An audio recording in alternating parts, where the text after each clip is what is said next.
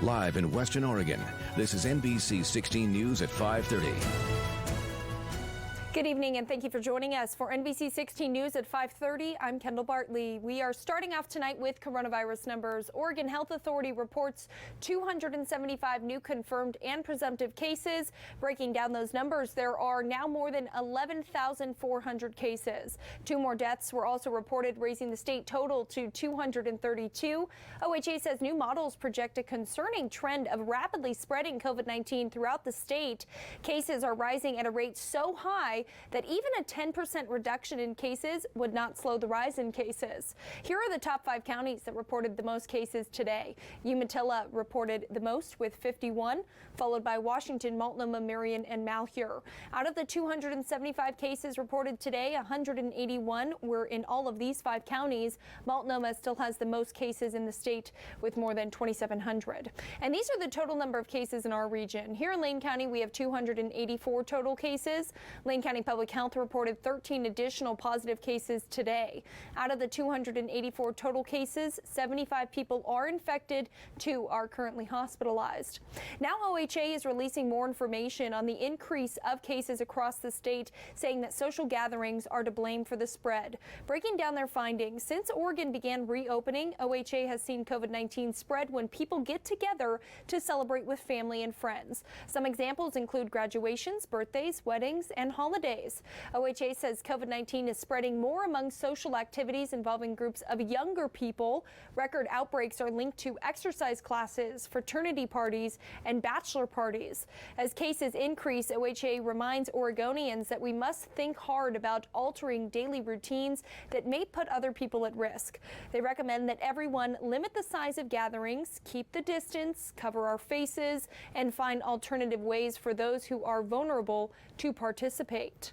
And testing is now underway for thousands of people who are taking part in a statewide study to track and monitor the prevalence of the virus. OHSU says they've recruited nearly 9,000 Oregonians for their Key to Oregon study.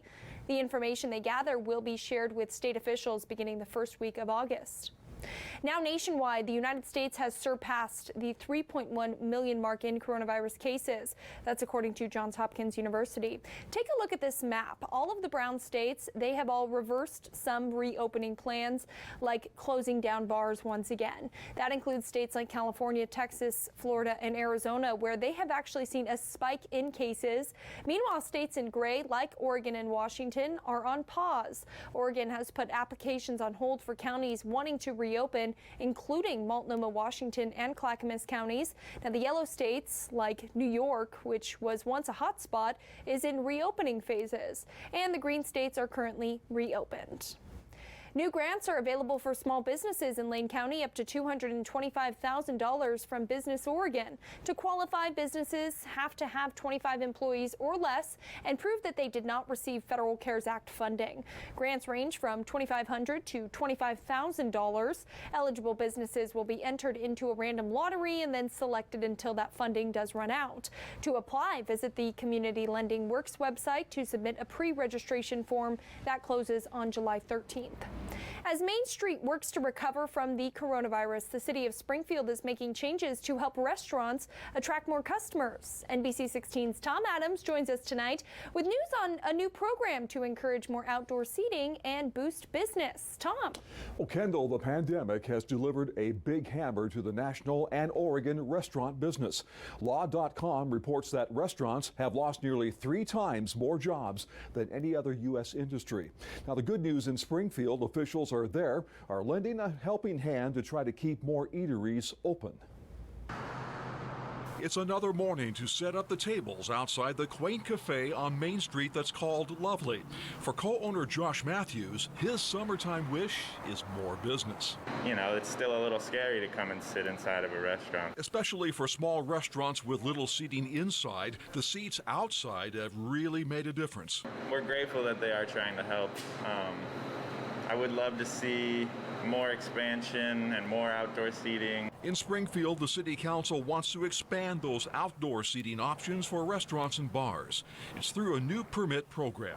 We have tried to approach it in a flexible way, not over-defining what it has to look like, but just asking businesses to present what they're thinking. The permits will allow the restaurants more flexibility to place outdoor seating within parking areas, sidewalks, and landscaped areas. Consumer confidence is waning, and giving them the ability to be able to truly social distance, there's no better place to do that than outside, right? Matthews would like to carry the outdoor seating idea to a whole different level.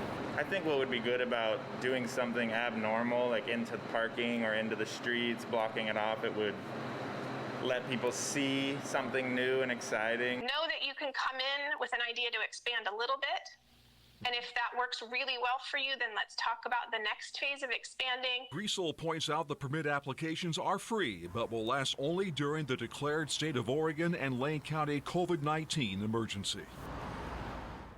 And city officials also add the extra outdoor seating under the program must adhere to health, safety, and physical distancing rules and regulations. Kendall.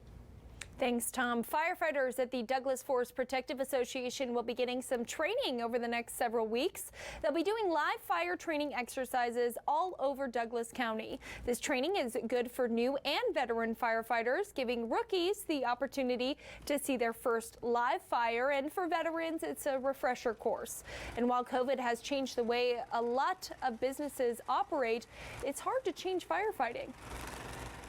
Once we get out into a fire situation, it's very difficult to continue to social distance and do all that stuff while firefighting. So we're doing everything we can to mitigate those risks, but there's going to be some of that stuff in a fire situation that we're not able to do.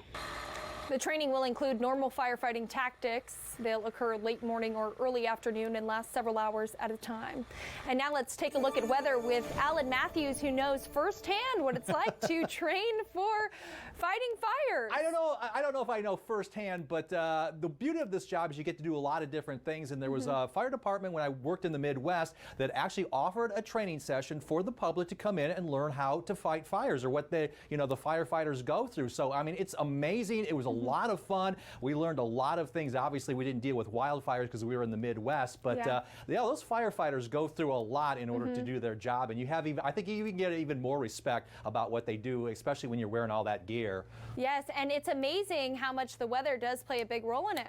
Yeah, it definitely does. So I think we were doing it in the early spring, so we're still a little on the cool side out there. So, but again, a very interesting job to say the least. Well, let's take a look at the weather forecast, because things are a little bit warmer today. Temperatures up and down the I-5 corridor, seeing a lot of 80s. Eugene right now at 83 with a mostly sunny sky. North-northeast wind at 9 miles per hour, and our humidity at 37%. High temperatures, well, Eugene at 83, Roseburg hitting 86. You can see out on the coast, temperatures ranging from the mid to upper 60s, with North Bend hitting 69 degrees. Not much to show you on the radar satellite today, as skies have been fairly clear through most of the day, and we're going to be looking at, well, for the most part, a lot of sun for the weekend. You may see some clouds mixed in, and if you plan on washing your car, it looks like it's going to be a good weekend to do that, as right now we're not looking for any chances of rain. Kendall?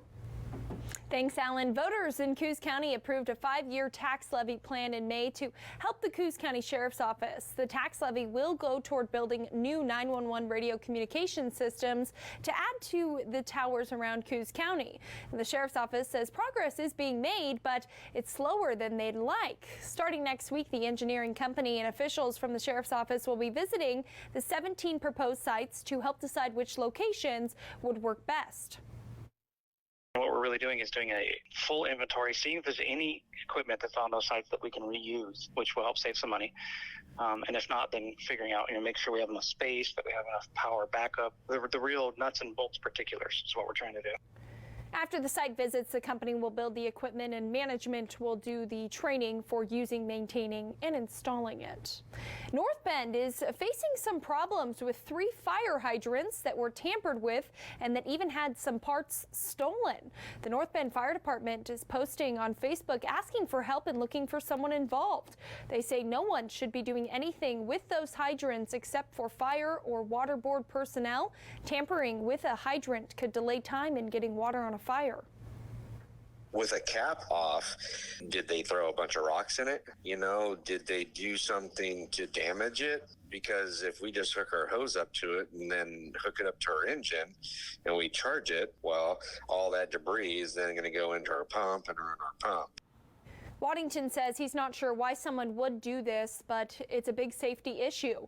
The police department was notified and a report has been made. Since finding those caps missing, the fire department has flushed out the hydrants and replaced the caps. And as the weather heats up and the potential for wildfires increase, the Red Cross is putting a call out for more local volunteers. With the coronavirus pandemic in full swing, they're making changes to how they help out in these emergencies. NBC 16's Cassandra Gutierrez has more. Well, we are a 90% volunteer-led organization, so volunteers are critical to the support we provide to communities all across our Cascades region and the country. At this time of crisis, the American Red Cross says local volunteers are essential. Because of COVID, we're really trying to limit the amount of people we need to bring into a community. And so that's why today we're asking for volunteers to reach out and sign up and say, hey, you know what? I'm willing to stand up in my community and help those in need if a disaster were to occur. He mentions no particular experience is needed. The organization will train all new volunteers for free. You can come to us and we can find a position for you. In this specific instance, we're going to be training people up to make sure that they have all the training that they need. And if they were to respond to a disaster, we will make sure that they have all the resources and protective gear. Carter says in case of a disaster, the goal would be to utilize hotels as shelters. However, if public officials asked us to open an emergency shelter, we would do so, but we'll do so by following CDC guidelines and local public health authority recommendations to ensure that everybody stays as safe and healthy as possible. We want people to feel comfortable and safe leaving their home. Calling local heroes to help in case of an emergency. Reporting in Eugene, I'm Cassandra Gutierrez. Coming up on your only local news at 5:30, tax deadline is Wednesday, and we are getting all of your questions answered.